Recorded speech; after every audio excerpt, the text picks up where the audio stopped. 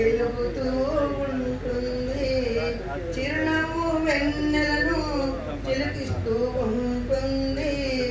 ఏమని వర్ణించను అనురాగవల్లిని, గాయత్రి మాతను, బంగారు తల్లిని.